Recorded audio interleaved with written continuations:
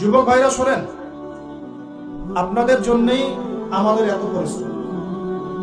যাদের দাড়ি পেকে গেছে, 60-70 বছর বয়স হয়ে গেছে বা 50-55 বয়স হয়ে গেছে, তাদেরকে নিয়ে আমাদের এত ফিকির নাই।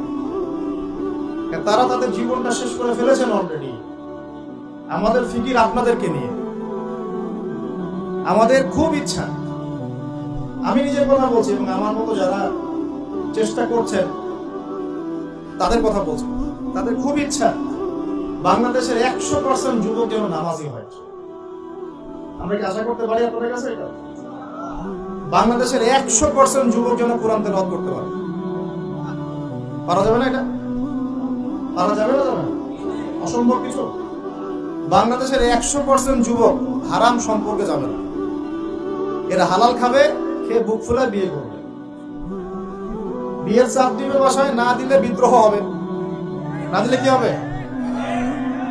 আমি তোমাদের সাথে আছি, সমস্যা নেই, প্রয়োজনে বিদ্রোহ হবে। কেন দিবে না?